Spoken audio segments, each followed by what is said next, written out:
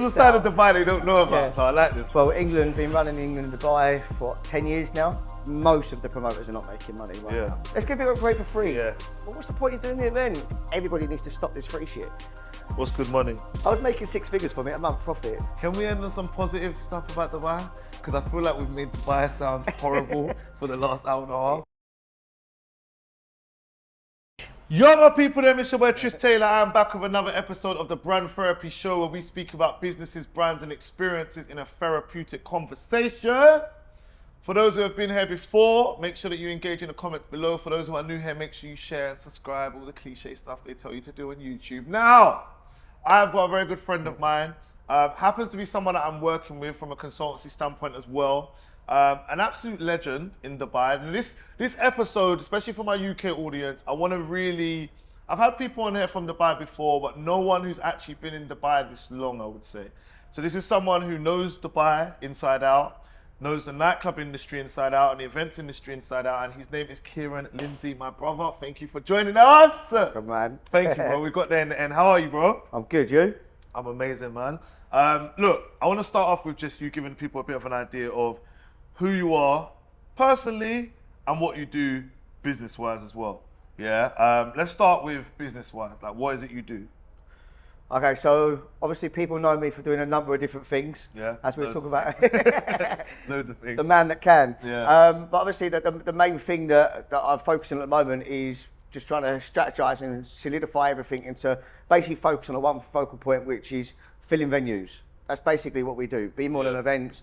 We create concepts to get people into those venues for hotels, bars, clubs, whatever it may be. All right, cool. So let's unpack that. Like, I'm glad that we went with one point and the focus is filling venues, but I know you've got a lot of ways that you do that, yeah?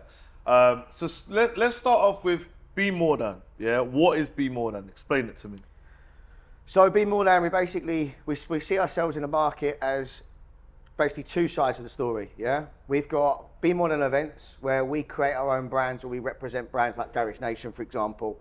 So we create concepts, which we've done for a number of years where, like, for example, like Above, we do brunches, we do nightlife concepts, and we basically grow that from scratch. So we come up with a concept, we create the brand, we create the look, the feel, the tone, the voice, the entertainment, social media strategy, the marketing, and we basically go and put it into a venue that we feel suits that kind of concept. Sick. On the other side, which is the agency, where it's basically working on behalf of the venue. So going in there and educating them on how to fill their venue. So that might be creating a concept. It might be looking at a concept that's not working.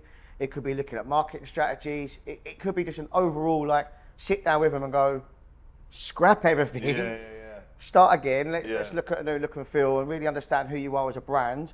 Because there's so many bars, restaurants and hotels here that just, they don't even know who they actually are, like what they represent. They don't know who their target audience is. They just go, I want to be this. Okay, well, how are you meant to get there? Yeah, sick. I love that. All right, cool. So the reason why you're in a position where you are with having these brands and having this business underneath you is because you're very experienced in Dubai, right? How long you been there now? 14 years. Bloody hell. All right, cool. So take us back to then, because even for me, like, remember, I've only been there 3 years. So I always hear the stories, like, before the marina, and when it was all the desert and stuff. What was Dubai like then, and why did you move to Dubai? Dubai, 2009, it's amazing. Do you know, it's actually, I always say this, if you talk to the old school people. Here we go. Here's the Dubai was better before COVID people. All right, go on. No, but old school Dubai was so much better in a number of different ways. Smaller community, everybody knew each other, not as many options, so obviously everywhere you went, it was like a community. It wasn't materialistic. I mean, it was a place that you came here because you wanted to become someone, but it wasn't about fast cars, big bottle shows. It wasn't about influencers. It was nothing about that. It was literally real people came here, changed their lives, came here to make money, and then on the nightlife scene and the going out scene, it was small communities, key places, everybody knew everyone, and it was just so much easier and so much more relaxed. See, the thing is, so I don't know, when's the last time you went back to UK? Last year. So in UK, I don't know how much you hear it, but the narrative is they feel like Dubai is not an amazing place and it's all this. What I'm basically saying here is I don't want to shit on Dubai, Yeah, because you must still love Dubai because you're still here. I love Dubai. Dubai, I came here at 23. Yeah. 37 in a couple of weeks. For me, Dubai is my adult life. Yeah. If I went back home to UK now, that's like alien town. Like, that's like me starting a whole new life again. Yeah. My network is here. Yeah. Like everybody I know is here. My business opportunity is here. I know that no matter what, I can make money here because I know so many different people. Yeah. If I went back to the UK, I've got a network. I've got people that I've met from obviously in the industry I could probably go back and do stuff with, but nothing like here. Was you already into nightlife events when you was in UK? I've always had a passion for the industry. Literally from the age of 13, being a pot cleaner in a kitchen, to working my way up from being a waiter to running a bar to working in the clubs. I mean, even to little things like when the events are on, getting involved in the promoting outside my local club and doing doing photography and all this sort of stuff. But it was always, back then, it was just known. You either went and worked in a supermarket, fast food restaurant, or a pub. Yeah. And I was like, I'm not flipping burgers, and I'm not working in a supermarket. I want to work in the boozer. And that's how it went. And I built my way up, and I loved it. Then I drifted away from that because it was like kind of seen as back then. It was like the only way you go is up to the top, or you move out of it. It's like that's your job that you earned when you was at uni or whatever. I didn't really see the career back then. I didn't see the vision, but I always had a passion for it. I've got a family that are massively into music. I love music, every single genre of it. I love the creativity of events. Literally from my very first festival that I went to, I always said, one day I'll own my own festival. And it was always just stuck in my head that. But I left it and never followed on with it for a long time, went into sales, chasing the money. Oh, did you? As you do. Yeah, of course. Pretty much done everything. What was you in sales doing? I worked for an insurance company selling high sports insurance. Then I had a horrendous job working for, I can't remember if it was for AXA or AIG. Okay, Mate, worst job ever, selling cancer insurance. Is it? What, City? Like City, suited and booted? Yeah, City and booted, Working in the City, suited and booted, working down in Brighton. Fucking hell, imagine selling cancer insurance. Mate, it was horrendous. It's the worst. For mental mindset, if you could wake up every day, get on the phone and do 200 phone calls to talk about that, you could do anything. 100%. I'm telling you. Then from there, when I worked for Canon in Reigate, doing printer sales, did that for 2 years. Then obviously the world went to shit and credit crisis happened, shut sales office down, and I was like, get me out of here. I looked around, I didn't know what to do. Got sold the dream on one of these commission-only sales jobs in Dubai. Oh, okay, so that's how you first came. Yeah. And what was that job? Take it, working for the legendary De Vere. Oh, really? Okay, so you moved off of that. That was your only. That was your plan at the time. That was it. Literally, 23. My uncle come here on holiday. I said, I've been offered a job.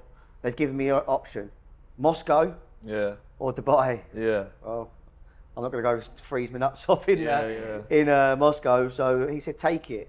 Literally jumped on a plane, 23, didn't know anyone, bit of money in my pocket, commission only job, thinking I'd be a millionaire by 30, sold the dream, hated it. Is it? So when you first came, what was that like when you had found your feet? Because remember, this is before, as much as you say like it was a smaller community, this is before not to make you sound too old, but this is before the social media bubble. So it was way harder to meet people and stuff. Well, you think like it was just Facebook then? Instagram wasn't really a thing. Like it was just get out and about. And the thing with me, networking is massive. And I can literally talk to anybody. Put me in a room, I'll talk to everyone. And I've always been like that all my life. I've always been a bit of a social butterfly. I walk in a room, I try and light it up, etc. So when I came over here, commission only job, we was told in the evenings and the weekends, you need to be out speaking to people. So I was going up to random people in a bar and going, hi, I work for De Vere, you're an expat, what do you do, your money kind of thing, which was ruthless. But from that you also met other people, you get into sports, you're out and about, and then, because it was such a tight community then, it was so much easier to make friends. It was literally, you go to yacht club, every single person was British. And everyone was like, oh, you just moved here, no worries, let me introduce you to da da da da da da da. Yeah. And it just went on like that. And then next minute you're out of them people and it's, your circles just grow. Yeah. See, the thing is, what I like, and one of the reasons I wanted you on here, I know that the old school Dubai lot are going to love this. Yeah. The new school are probably not going to relate, but that's fine. The old school lot are going to remember these moments and stuff like that. So I want to make sure we do highlight that. So cool, you've come here, you've loved events, but there was no events happening for you at the time. You wasn't doing nothing to do with that. You was just in sales. How did you then get from there to what was the next step from that? Okay. So obviously stayed in sales for a bit, bounced around, tried loads of different things. I stayed in financial services. I tried a couple of different companies. Just really didn't get on with it really. Did all right, up and down, do you know what I mean? It's one of those. Then dabbled in recruitment for a little while, done really well at that. But it just wasn't clicking. It was like I was making good money, but wasn't really clicking. Yeah. And also as well, back then, I was spending quicker than I was earning. Yeah. Especially you moved to Dubai, whatever it was, you know what I mean? You make £8,000 in commission from the commission on your job, and then you go out and spend £2,000 on the table with your mates for no reason. Yeah. And I was just like, something wasn't clicking. So then I went and tried a little, set up a media agency with a friend of mine on the side. And then I was like, there's no boat parties. There's no boat parties in Dubai. So I created a boat party. So can we go on a limb and say you was one of the first to create boat parties? Hands down, literally, I was one of the first boat parties out there. There was only, at the time, there was only 2 boat parties going on. Yeah. You had Sunstroke, which was Jack and Andre. Okay. And then my first ever boat party was called Satisfaction, which had 2 cherries. Satisfaction. I can imagine the brand. Satisfaction. Satisfaction boat parties, which I did a couple of those on the Goo Goo boat. Yeah. And then from there, I was like, I changed that, and then everyone's gonna love the next bit, Posh Funk. Oh yeah, I've heard about all of this, but educate me. So I've heard these names, I've heard these brands, I heard their legends, stuff like this. What was Posh Funk? So, right, all happened randomly. It was my birthday weekend, down at Barasti with all the boys. Yeah. Master Steps was playing at This Cristal. is the side of Dubai they don't know about, so I like this, go on. Master Steps was playing at Cristal. Yeah. And I've met Master Steps as well. Met him a few times, but like, just hello kind of thing. AJ, Mr. and Mrs. Brunch, AJ was like, we're going to go see Master Steps at Cristal tonight. It's your birthday, come on, let's go. Cristal is now 18, right? It's now 18, which is your place, So we've gone down there, DJ table, Steps is playing, do you know what I mean? I'm like, and then we just swapped details. We stayed in touch, and he was like, Kieran, man, we got to do stuff together. Let's do stuff. And I was like, what can we do? He's like, well, let's just bring Posh Funk over. Because obviously then our target audience was that kind of crowd. You know what I mean? Like your Garage Nations, your Posh Funk. You know what I mean? Like those brands, it was your early 2000 kind of crowd that was here. So we brought that over, did the boat party, and we were doing a few little things at like Mavida and stuff like that. But Posh Funk was the one. Like literally, we'd do the boat party once a month, getting like 200 people on it, and just from there, the brand just elevated. So just to confirm, Posh Funk was a garage-based brand, yeah. Just for it was a bit of everything. It was garage, it was R&B. I mean, it was a mix. It was funky house. It was a bit of everything. Yeah. Was you always? Where did your love for? Because I know you're a proper garage man, and so am I. Like, and another reason why I wanted you on there is because, as I said to you, there's a side of me that I've not even shown online. Like, events is my background. That's why similar journey to you. First kind of experience of like, kind of like hustling was going to Iron Apple at 18, being like, yo, come in the club. What are you doing tonight? Ladies, t-shirts, CDs. Where did your love come for garage? I just think it's growing up with it. Like, I was a typical, should we just put it out there? Just cut the crap. Typical chav. Driving around. Right, now, let's go. Garage. Two fucking drinks all night. Let's fucking go. Let's have it. Driving around in me Vauxhall Nova with blacked out windows, popping out the garage. You know when a man says Vauxhall Nova, that's when you know it's old school. So wait, what area is this? I'm actually from down south near Crawley, a place called East Grinstead. So do you know about like Amadeus and all that? Amadeus, what I mean. Amadeus was one of my first under 18s. Phone parties, like going through wearing shirts because there's not really black boys in there. We sort of fit in and shit. So yeah, I remember that era proper. So where did that love go from there? It's just music. I love music. I love house. I love garage and everything like that. But to have that opportunity then to bring a brand that obviously I knew of from growing up as a kid, to then just bring it over, because obviously the brand had gone stagnant then. Had he lived here at the time? Steps was living here then, yeah. So you was kind of his go-to to start building it out here. Yeah. So we did that, and we were doing a couple other things with the brand, and and obviously I had another company. So my first ever events company, and anyone that's known me a long time will always laugh about this. I look back at it and I cringe, but it's funny. G-List Entertainment. That's what it's called. Yeah. G-List.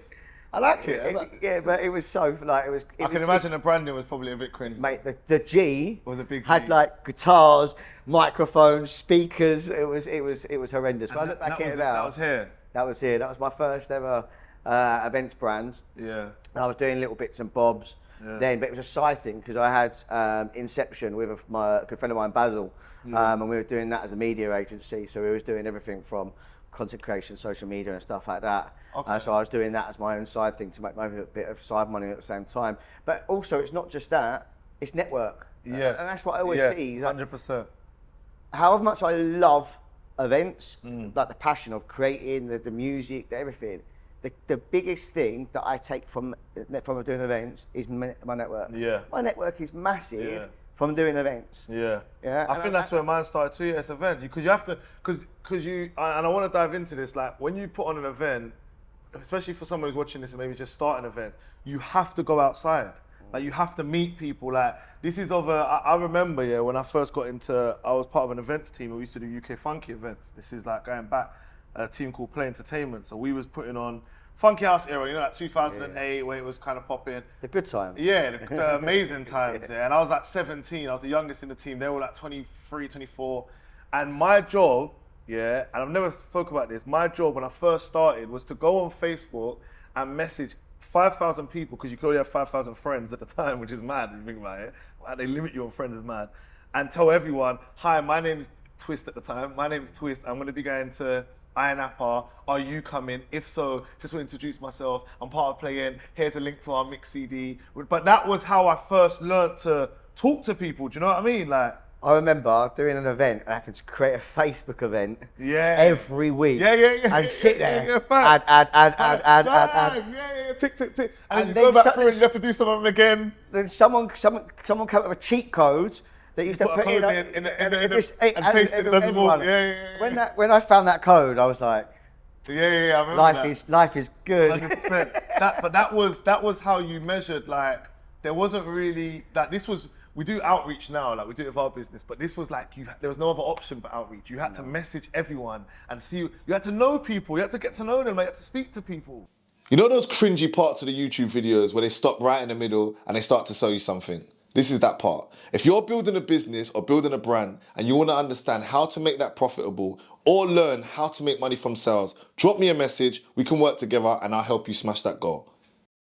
I remember, right, so this is right back, when I first started, when Mahiki opens, so all of my mates work for Mahiki. I made like some of my best mates still today. We're working at Mahiki, and I used to, when I had my boat parties, Theo used to let me stand outside at closing.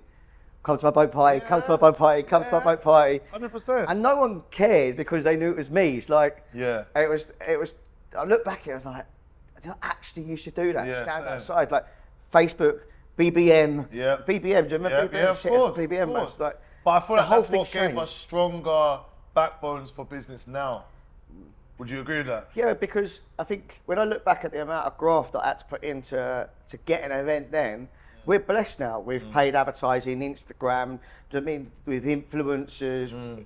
We are blessed on that side, but I'll come to that later on. But back then, the graft that I had to go in to get an event, it does make you appreciate. Because I was out pretty much every night of the week. I'd go to every single ladies' night. I'd go to every single event. I'd go and speak to everybody.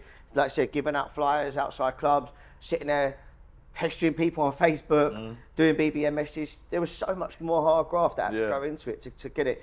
But when we were doing the boat parties, me and Steps driving around collecting cash because there was no ticket permit. Like you had to physically collect the money. When you say that to people now, it's like he's 24. He's probably thinking, "What the fuck is old guy talking about?" Like because it's the extra effort, like, I'll give you one thing that was a gem for me that changed, I would say changed everything for me. The smallest thing was, so we was I had to prove myself to this team because I was a kid and they were older and they had already had their establishment.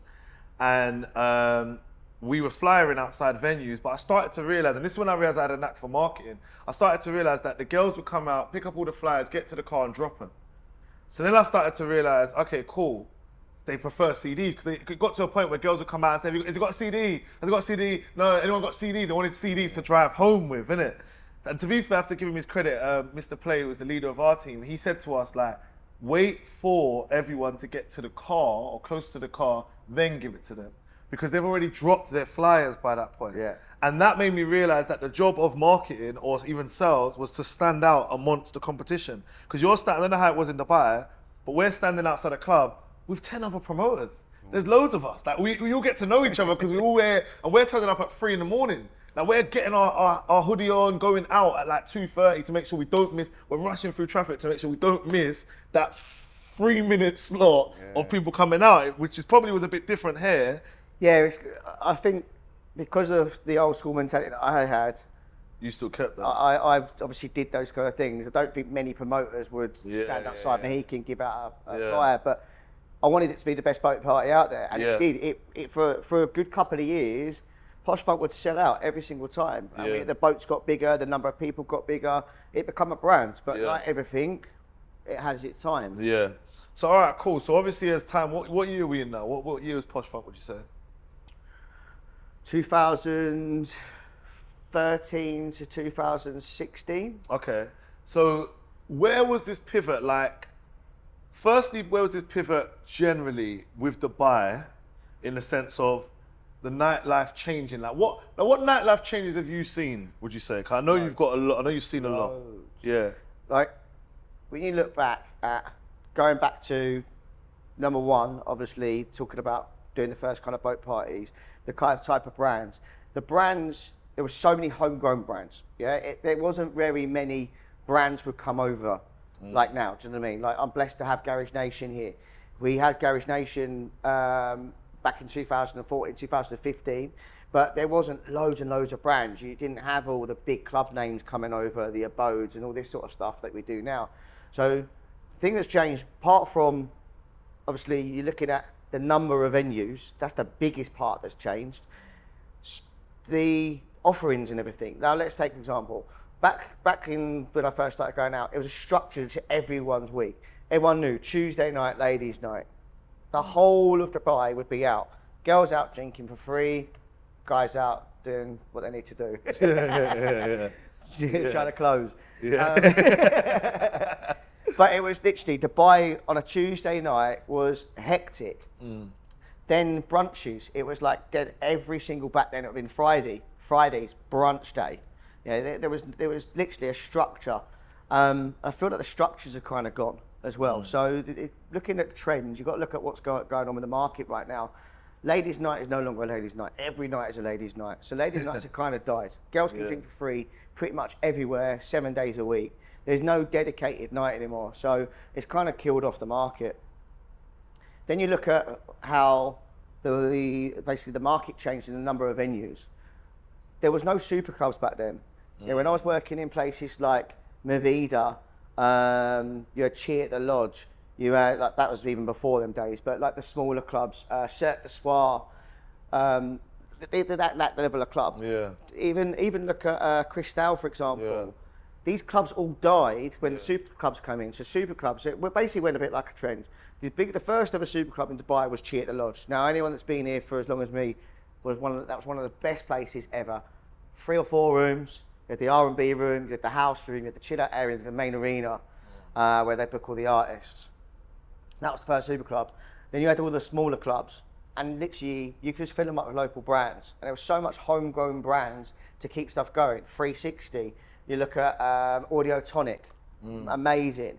You had Media One with Charles Chocker's Afro Beats brands, Afro House brands. I can't remember the name of it now. At Coco, like these brands they were solid brands. They'd done well, and then what happened was super clubs come in. they just actually destroyed the market, because then what happened? All this big money, bang, artist.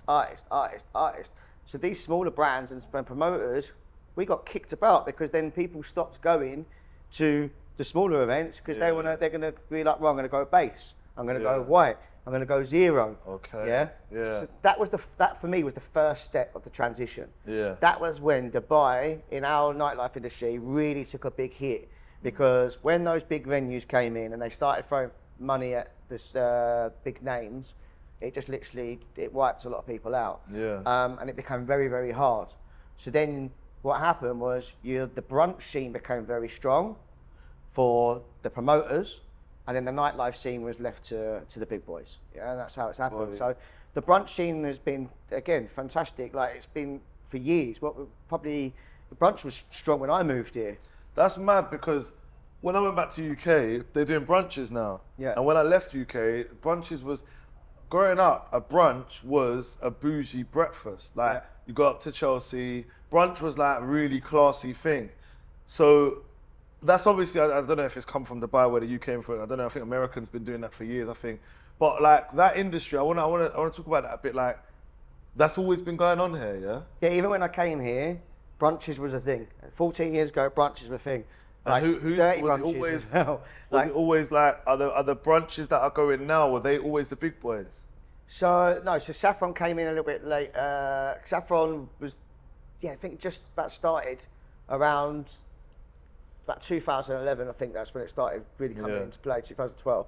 But you had that, it was more of the cheap and nasty kind of brunches back then. Yeah, value for money, proper value for money. Get drunk. Your double deckers, your waxes, this kind of stuff. You know what I mean? You had your lumbers. There was another one opposite your lumber, Warehouse. Which Warehouse was like a proper party brunch. Yeah. You had a nice brunch inside and outside barbecue area, and then you go up to this dark room, which was like the club for the after party. Okay. And they used to smash it back then. And then obviously everyone got into it. We came in, created Love Parties back then, created Love Brunch, which absolutely went off. I mean, it was flying every single week round. Love Brunch, yeah. Which that's not nothing to do. Love events, same. With Love Parties. No, Love Parties and Love Events. Okay. So you had that, and then Candy Pants came into the scene. Yeah, I heard about Then we had like We Brunch, and it's just then Secret Parties coming to the scene, and more brunch brands came on. And brunch just exploded. It literally became everywhere. Now you're looking at it's like 1,800 brunches on a Saturday or something crazy. Yeah. But now what's happening is I feel that the trend again is changing. So you've gone from small clubs, niche brands, local homegrown, super clubs, brunches. Now I feel that now it's all about beach clubs. You look at West Palm. Everyone I speak to now, I feel that the brunch scene is kind of dying a death. People don't want to sit and get boozy for 3 to 4 hours anymore, getting off their face and being home by 8 o'clock. I think the mentality of the way the industry's changed, and I'm saying that from my side, even though I do brunches, I can see the pattern. I can see how much harder it is to get people to come to a brunch now. And the reason is because the mentality since COVID has changed. People are focusing more on if they want to go out, they're focused on key events, they're saving themselves. If they want their regular weekend outings, they want to be outside, especially right now, which is fine. The summer may change on the brunch scene, but right now, it's all about being outside. The beach clubs are the place to be. And wellness. Wellness is massive now. Wellness is a massive thing. People would rather go and climb the Hatter Mountain and go to the Hatter sign than sit and do a 3-4 hour brunch. They want to experience life. Everyone's focusing more on fitness and this kind of thing, this is what we're trying to get to now, is understanding the trends and understanding when you need to adapt. If you don't adapt, you just keep trying to do the same thing over and over again, then you're gonna hit a curveball.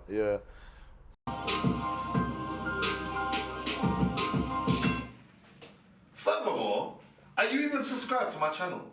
You're sitting here about to watch this episode full of gems and about to learn everything you need to learn to level up and build a brand for yourself. But are you subscribed to this channel? If not, click the subscribe button, click the bell notification, and you will never miss another episode of this again.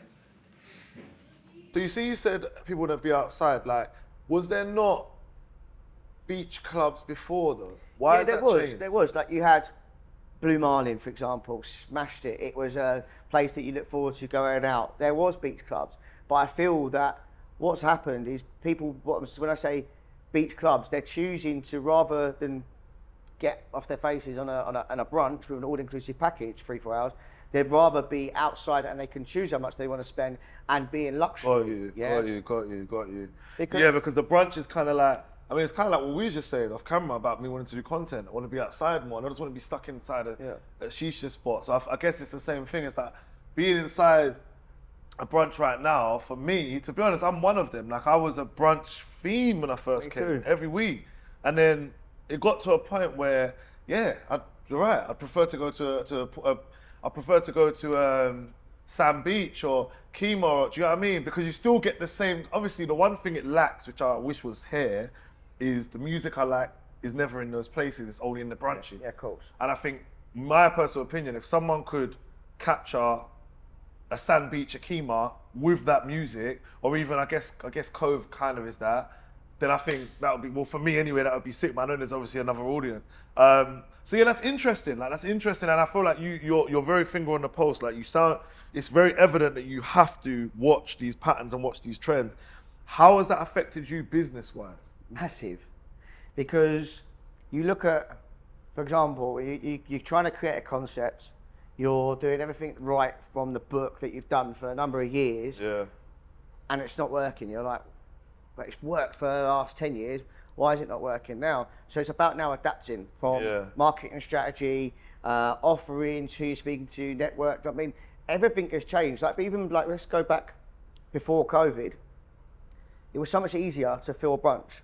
When I was partner at Love Parties, we were clearing up. It was easy. We were ramming up venues every single week. We had queues going out the door. We were picking up awards. It was so much easier. Yeah. Then you basically, now you've got to a point where I don't think people really know what direction they want to go into as well. Like, do they want to be in a club? Do they want to be at a beach club? And the thing is everyone's so spread, and the venues aren't stopping.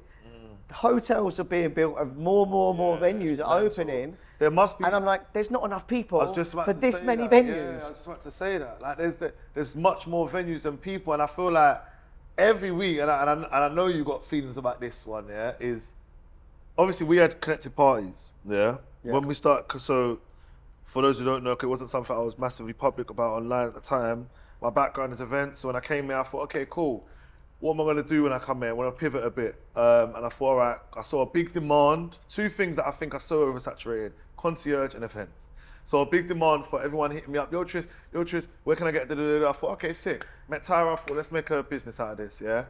Then events, I felt that what was lacking for me personally was just good quality, raw, authentic parties, standing on tables, banging ceilings, just like real, I don't even say South, just London vibe, or even UK, just real raw. So we created it, connected parties, done very well off of both.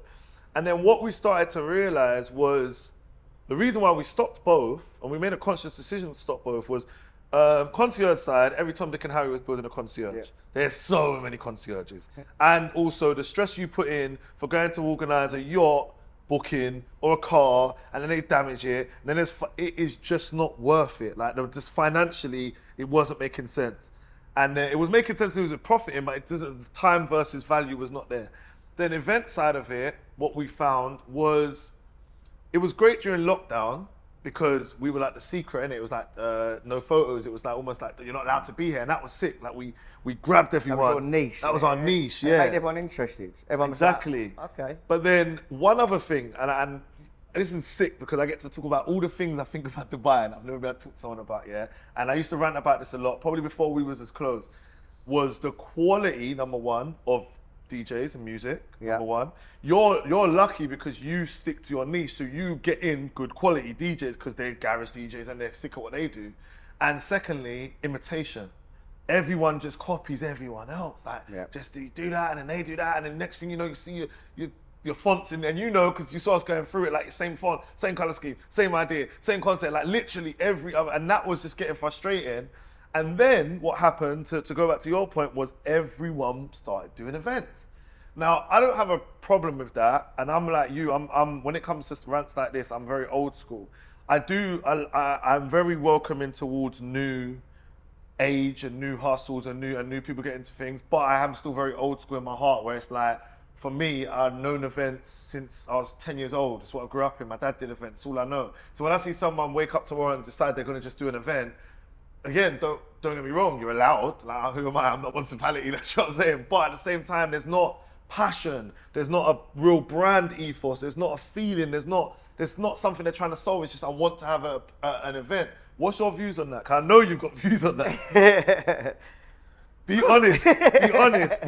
Be honest.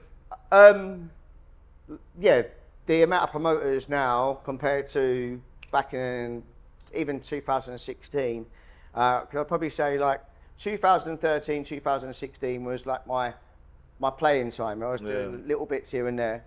Then set up like parties with Ben, and we smashed that. And then Candy Pants came over. Then you had secret parties, and it was only really like for that kind of scene. It was only really us three that were battling it out really between us. And like I said, the market wasn't as saturated. There wasn't 10,000 brunches and that's probably why everybody done so well. There probably was enough for all of us to do so well back then. 2016, 2019 was phenomenal. COVID happens 2020. That's obviously when our league club party set up Be More Than. But the market then, out of nowhere, became saturated in COVID. Yeah. You had every single promoter from UK going, oh, I can't work in UK, so I'll come to Dubai. Yeah. And they're all setting up all these stuff, and they're all doing this and that, and it's like, hang on a minute.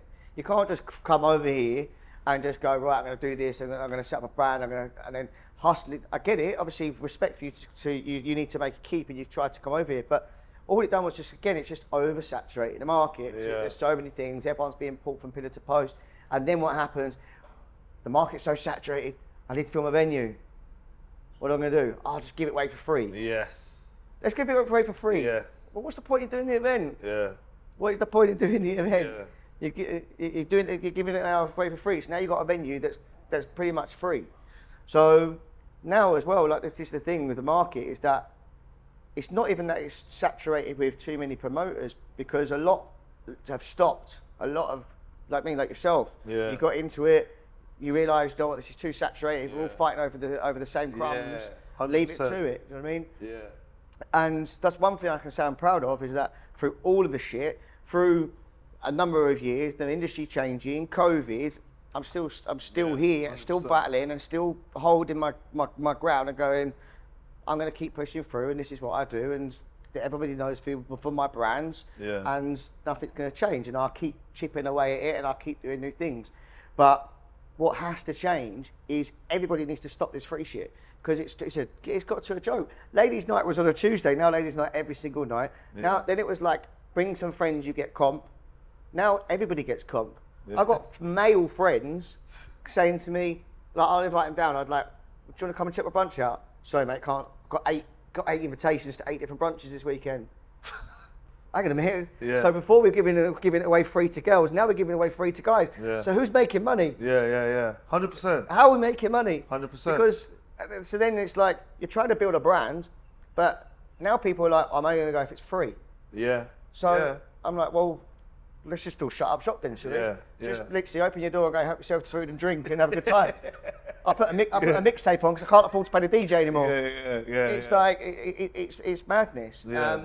And it's, the thing is now it's about being very, very selective on the brands. One thing I have noticed is that now the brands that do very well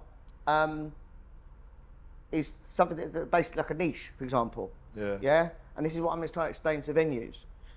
Don't ask me to come in, create a concept, and expect me to have it filled within 1 week. Yeah. If it's a brand new concept, no one knows you as a venue, no one knows the brand. I mean, it's a concept. People need to believe in the product, because right now people are being very, very cautious in the way they spend their money. They don't want to gamble or go, oh, I'll go and try that brunch. I'll go and try that event. Yeah. People want to know that the product is real. Yeah. So you look at the brands that do very well, it's predominantly because they've got a huge following. Like, look at Garage Nation. Yeah, it's a 25-year-old brand, but it does well because it says exactly what it is in the tin, exactly what you're looking for. It's a real raw event. You know what you're getting. Yeah, you put your trainers on, you go and listen to good music. It's good vibes, nothing about it. And there's other good brands out there. Look at, for example, AKS, great brand for the Asian market. Yeah. You've got La Marita, the Latino market. Yeah. Yeah. You've got the guys that do soul, for example. You've got Love Events. Yeah. They've got their niche followings. Yeah. And if you want something filled from day one, pick up a brand that's already got a very strong following that can pick their banner like boom, boom, boom, boom, boom, boom. Yeah. And then they bring the people. But what you've got to also understand is that if you want to build a brand, it takes time, but you've also got to have a balance. And this is the thing at the moment. I thought the market is very, very saturated. It's like it's going to pop. Yeah. And it's like a bubble, isn't it? I no word of lie, Trist. I'm not even bullshitting here. I get 3 to 5 phone calls a week from bars and hotels. Can you come in? Can you do this? Can you tell us how to get more people? Can you create a concept for us? And I'm like, okay, well, what's your goal? We need to be busy. Okay, when by next week? Okay, well, sorry, I'm not the right man. Yeah. We need it to put a plan in. Need to put a structure in place. Yeah. But I think everybody in the industry needs to just slow down, take a step back, and actually communicate. As in, like, together, be a bit more like united almost. Yeah, but like, would you say like there's too many separate brands and people could probably work together? There's working together if it makes right sense for both parties, and that's one thing that I've learned. Yeah, because what's happened is I try and work with people, and what I end up finding is that I'm being brought on to work for that person because they can't do their job themselves. Yeah. So I have to then take over most of the operations, the marketing, all this sort of stuff. So then where's the middle ground? What do you bring to the table? Yeah. If it's going to make a brand stronger and bring the community together, 100%. There's so many cool brands out here that if they went, let's do an event together, they'd probably dominate a Saturday, for example. Yeah. There's big brands out there that have done really well, and it takes time. Like, brands aren't created overnight anymore. Yeah. Yeah, and that's what people need to understand. It's not like before. I don't think it was so much ever easier. were, though. No, but it was back in the day. It was so much easier. You put a night on, you do your little message, and you could bring everybody. It's not like that anymore. Yeah. I wanna go into now where we are now, because obviously to set some context, like, we started working together probably 2 months ago. And you, even listening to you talk, you pretty much do what I do, but just solely in nightclub. Because I would have the same rant you just had, but about online business and online brands. I feel the same way. It's like, it's oversaturated. It's like, same thing. And then obviously what I had said to you, we had our conversation was, okay, I think one of your pivots is to start teaching people where they're going right and wrong, which is another reason I wanted you on the platform. Because you've got the experience, you can see it from an eagle eye view, you know the game, it's clear from everything you said, very, very knowledgeable, yeah? So now going forward, let's pretend I am that client and I'm saying to you, look, I want to fill my venue and I want to fill my venue ASAP. The first thing you just said is that it doesn't happen overnight. What else would you be saying to someone who wants to fill their venue and is struggling right now in this market? I think at the moment, the issue that we've got is so many venues are struggling. That's a fact. I could probably walk up and down most of the marina, most of the Palm, and there'll be not a soul in there. Yeah. Obviously not right now, because obviously it's been a day, but you know what I mean? During prime time. Why do you think that is? Sorry, it's a bit 2 questions.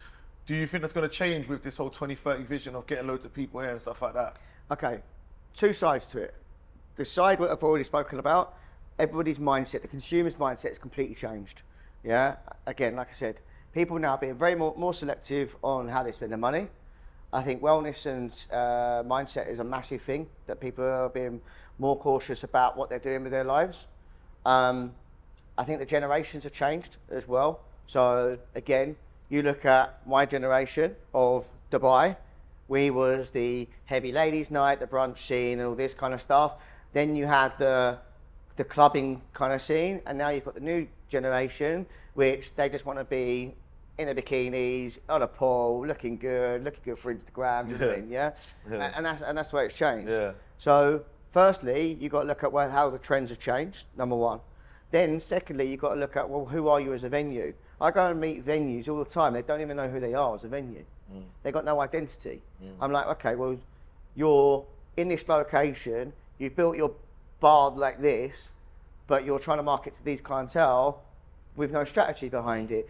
But either side of you, left and right, is two identical competition, they're busy, you're not. Yeah. So it's like sitting down with people and actually, firstly, who use a venue? Like I get asked all the time, oh, can you create me an event? The event's not the solution. The solution is finding out who you are as a venue. Yeah, the reason you're dead is because you don't have any identity. No one knows what you represent. Yeah. No one knows who you are as a brand. No one knows what your offering is. Most people don't even know you're here and you're in a prime location, which is massively concerning.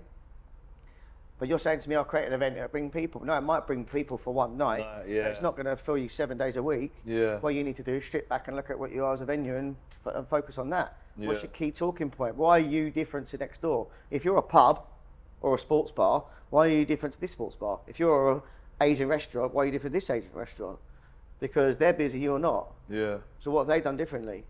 So again, it's just, that's the thing that I'm at now when I'm sitting down with a lot of my clients is, there's no point you asking me to create you a brunch or create you a ladies' night because they're not working, and you don't have the time. You want it busy tomorrow. It takes 8 to 12 weeks to get a brand running. I'm having a situation at the moment with a brand that I feel is going to be very, very successful in the market, but the client doesn't have the time to wait. And I'm like, yeah, but the brand is going to be successful. It's already showing the momentum. I've done this a number of years. If they don't want to listen to me, they don't want to listen to me. But you've got to look at the numbers. This is where we started. We're 5 weeks down. This is where we're at. This is where we'll be in 10 weeks. That was your goal. But you want it today. And that's my biggest challenge. I think that's with everyone in business, man. Like everything you're saying, I'm hearing in my head so many of my own clients, businesses, brands, people just wanting it overnight. We're in that climate of life, and I don't know what I agree with you in saying it's a bubble, and I don't know when that bubble will pop. Over that period that you've gone through, like building this career up, and hats off to you for still being so relevant in the scene as well. What's been the hardest times throughout that? Because there must have been times where, with it being so saturated, like there must have been times. There's that sigh. There must have been times where it's like, I know for us, like look, I'll say this before you answer that. I just want to cut the crap on events, yeah? I used to do, I had a brand called Time to Let Go in London, yeah? We were going from about 2009, 2010. We killed it, smashed it. For the 18 to 22-year-olds in the London area, we were like, for the younger version of the Funky House, we sold out O2 Ink Club on a Thursday night, which was unheard of, yeah? I did it with two of my friends who I'm still very close with now.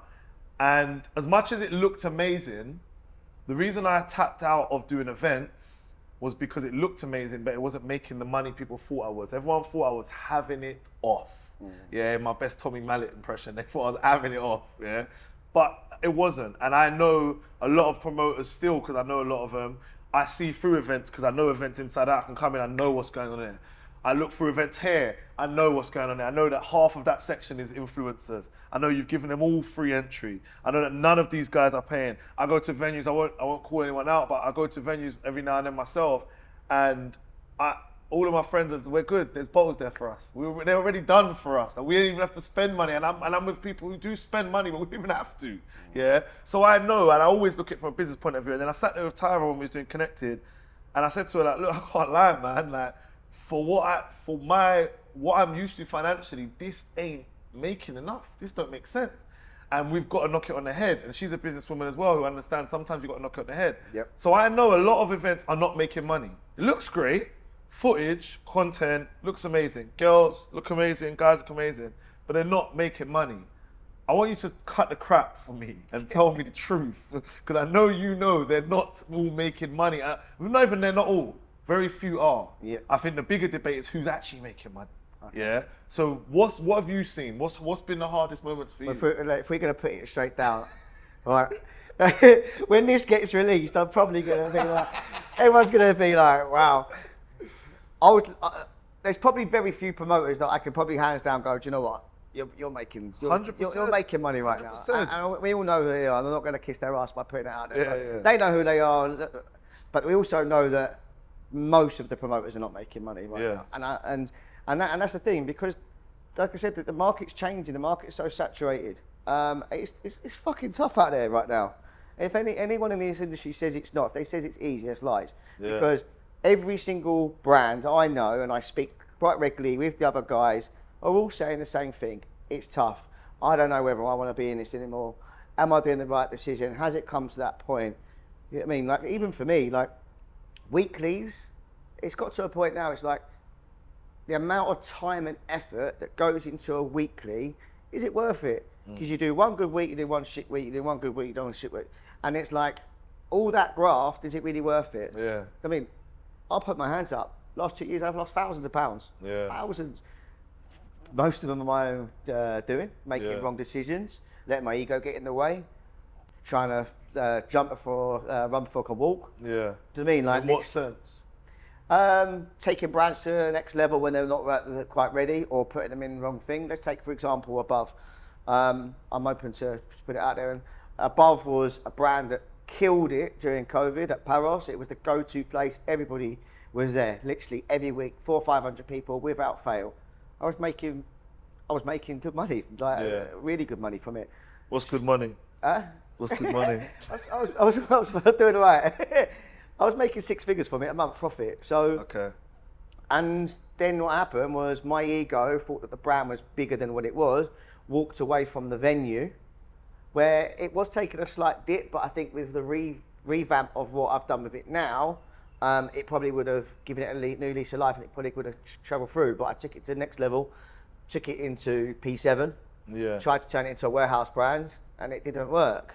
I wanna stop on this because I remember you telling me this story, and I think there's so much value in this story, because you walked away. I just want to elaborate why you walked away. You walked away, correct me if I'm wrong, because you felt I think they just weren't adjusting with you. Why did you walk away? So worked with Venue for 2 years, smashed it.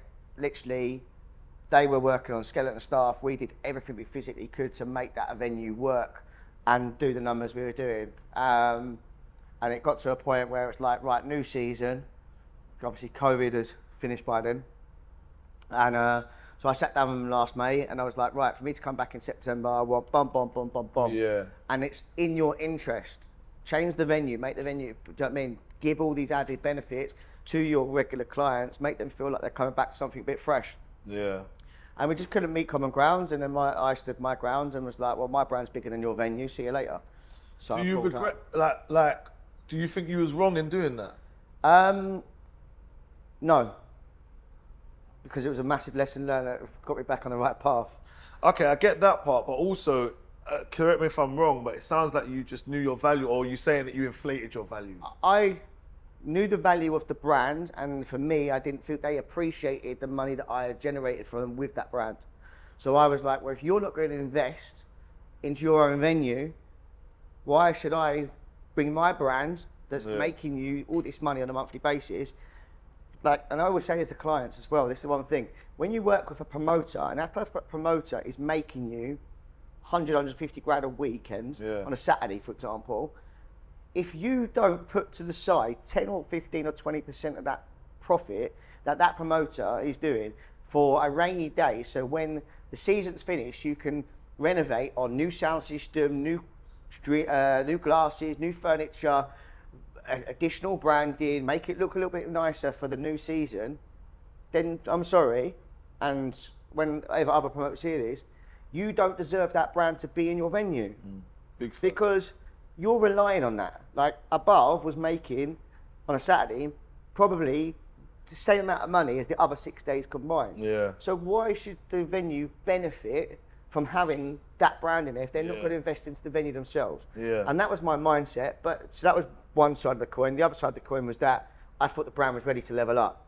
And it probably was ready to level up, but I followed suit off of the success of Garage Nation being in that venue. I thought Above would as well. Oh, got you. Yeah? I've done that. Yeah, so you think the venue is what attracting people as long as the brand. So I went with that, and obviously it didn't. Yeah. And I lost a fortune on it. At the same time, I humiliated myself. I broke my leg and in the middle of the gig, and lost a load of money.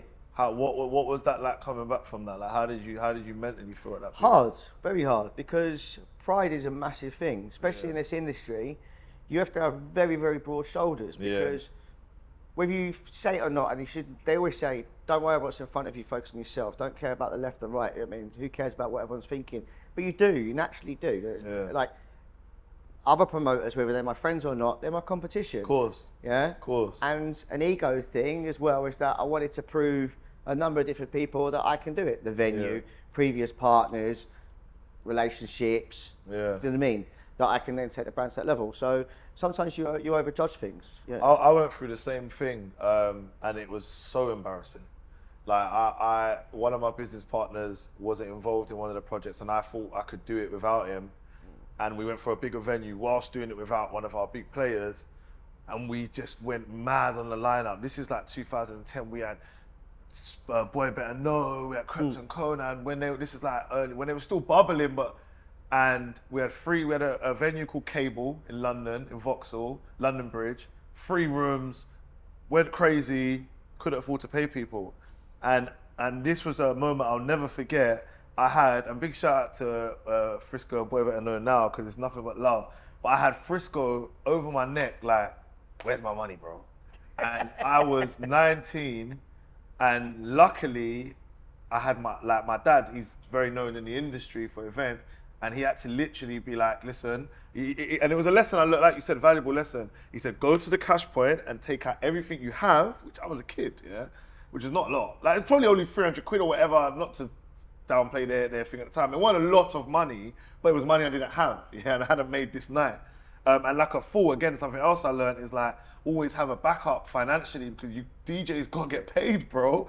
So I had to go cash point, withdrew what I had, and my dad had to explain to him, like, man to man, a little bit of like street respect between both of them. I was like, listen, like, one thing about me, that's my son, he will stand on this. He will fix this. He may not fix this right now, but you have my word, he will fix this. And obviously in the end I fixed it, but it was so humiliating. And I remember being behind the desk, valuable lesson my dad taught me, and I didn't want to go out, so didn't want to go into the room. I was behind the front desk, and my dad said, one thing you need to know is when shit goes wrong with events, you go out there and you front it. Like, you show your face, you be seen.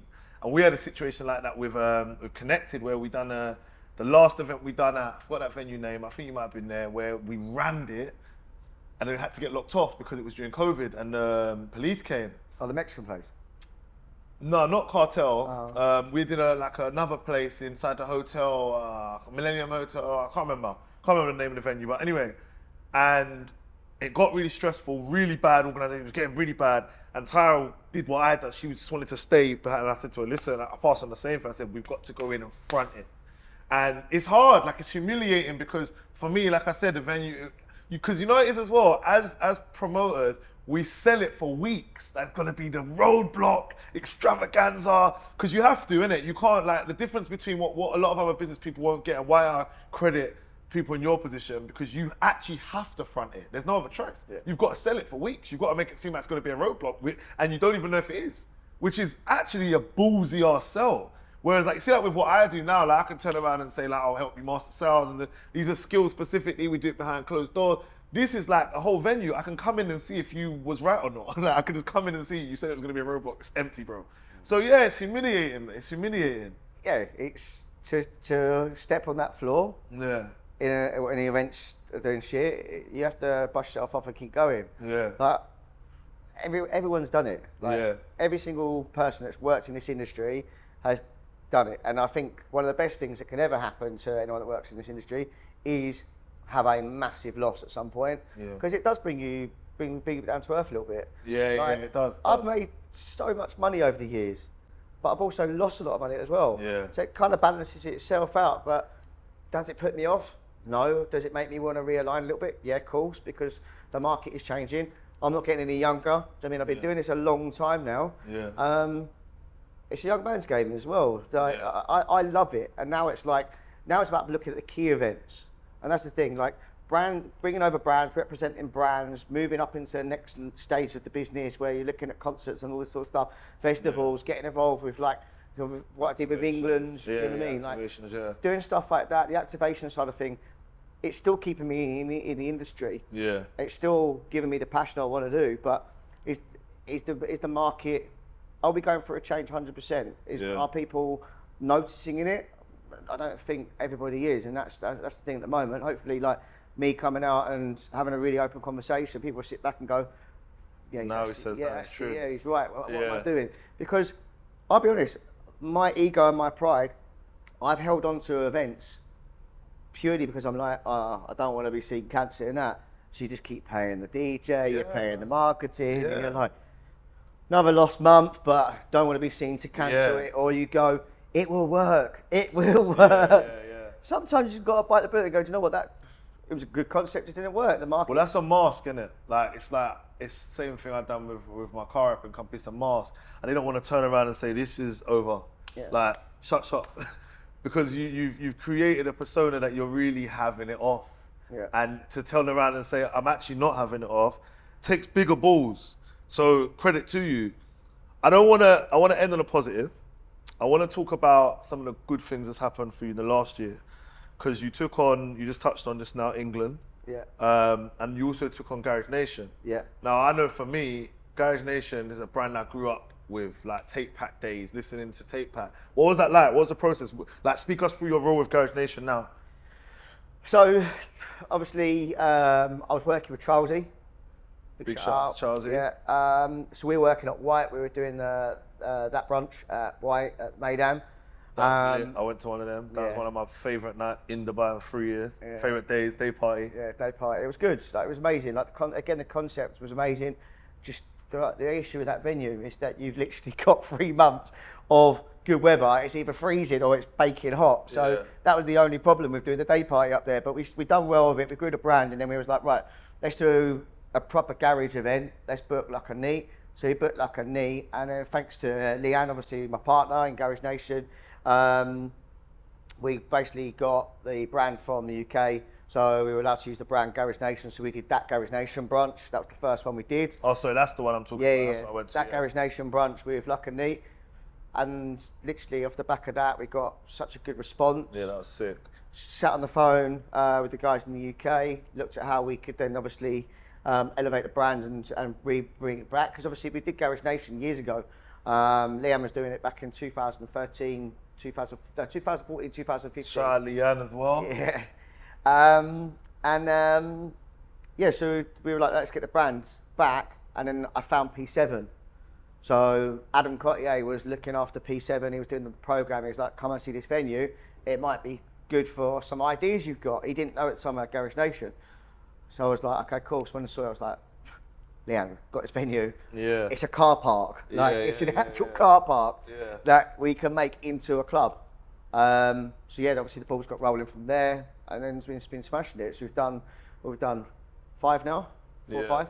And then we've got the big one coming up at Pure White. So yeah, it's been amazing to work in a brand that is so real to something I love as well. Yeah, man. It's real music. Yeah. It's memories. I've been listening to Gary since I was 14 years old. Yeah. So to represent that brand over here, and hats off, like Bo Smoke, we've done well with it. We've represented the brand, and people look forward to it. It's become a brand that you look forward to. And this is what I was talking about earlier. I was about niche brands and products that people will go, I'm going to save myself this month because Garage Nation is at the end of the month. Or I'm going to save myself because this. And that's the thing. So yeah, Garage Nation has done really well. Got the big one coming up. Question for you. So as I said, my dad's an old school promoter, yeah? So Garage Nations, back to 95s, these kind of events, they're like the generation underneath him. And he's very old school, yeah? And he knows like all the originators of all of these. And so growing up, I always kind of had, unfortunately, I always heard his opinion, and he might not even like saying this, but sometimes he used to say, yeah, but it ain't the pure, it ain't the real, it ain't the original, it ain't what it was then. Which I think every generation does that. Yeah, of course. But I want your outlook on that in the sense of, you are the Garage Nation audience originally, realistically, that's your age group, and now you run it in Dubai. Yeah, now you have control creatively, line up everything. What's your opinion on that, and how important has that been to try and keep it as pure as it was? Yeah, it's so the venue was massive. To find that venue, I think just really was a game changer because it made it feel like that, innit? Yeah. Just strip that raw. Yeah. And there's nothing makes me more happy than I see my mates that are in their late 30s that have got kids They don't go out hardly anymore. They might treat themselves to a family brunch in it, and then they come Garage Nation. And you just see them, and they're like teenagers again. That's what Garage is about. It's real. And I don't think it will ever change. It's like, obviously, I love the fact that when you see all the young ones coming in and they're getting into it, and they're listening to obviously the commercial side of it, but when you put the real side, it just brings. It's one of my favourite events, but it is my favourite event purely on the fact of that. Especially with the way that the market's changed, my friends now aren't really a brunch crowd anymore because they've got families or they're older and stuff like that. So they're not out every single weekend. So Garage Nation to me is an event that I look forward to because it's with all my hardcore friends. My long term, the old school Dubai crowd that I've known for 10, 15 years. They all look forward to it, and that's what I love about that the most. Same. I think when it comes to that debate, it's a purist debate. Like, see, when we used to talk about UK Funky, they used to hate us coming into the house lot used to hate us coming to UK Funky. The garage lot hated grime coming in. The jungle lot hated. It's just how it is, and you get purists. Like, for example, I'm a purist of garage, so I don't want to hear, and I'm not saying this happened with you lot, but I don't want to hear Funky House at Garage Nation. No, I'll be honest. Because I'm a garage man. I want to hear garage. I want to hear Wookie. I want to hear, do you know what I'm saying? I want to hear real garage. You've been. I came to one, it was sick. The lineup that I'm going to come to this one as well. The lineup that we bring, I mean, the music that gets played. It's pure. We keep it literally as organic and as pure as possible. Even the newer DJs, like, big shout out to Wit, like, she has mastered, you wouldn't know she wasn't in that era because she knows that era. She came up off of that. She studied the craft. So it's pure. And lastly, the England, that was huge. I'm not a massive football man, but I know huge when I see huge. That was huge. So just explain to us what you've done with England. Well, England, been running England and Dubai for 10 years now. It was created by two good friends of mine, Nathan and Dan. They then basically passed it on to me again to elevate it with my background in events and marketing. They're like, you can do this a lot better than we can. You take it over. So I've been managing it for like 10 years now. Predominantly, everyone knows us for taking over Garden on 8 in the summer, and it was time to level up. Obviously, with the only ever winter tournament and probably be the last, it was a great opportunity for us to then take it to the next level. So obviously, we was approached by McGettigans to collaborate with them, bringing England and Dubai to the amphitheatre and do an event with them for 5,000-6,000 people. Which for me, again, another die-hard football fan. You know, I love my Arsenal, I love my England, very, very passionate when it comes to football. To be representing something of that scale, to run the official England in Dubai supporters club and just see 5,000-6,000 football fans there. Obviously, we didn't get the result we wanted, but it was fantastic. Especially because of obviously what it was. The event was obviously, World Cup was in Qatar. People were a lot dubious about going over there with the drinking situation, the party situation. The fan zones weren't the same. It wasn't your traditional World Cup. It was absolutely fantastic, but it wasn't your traditional World Cup. So to put on that fan zone and give not just England fans, obviously every single nation came, but England fans on my behalf, the opportunity to feel the same as what we would feel if we was back home in June and July when the Euros and the World Cup are usually on, being in your Hyde Parks or your Box Park in Croydon or whatever.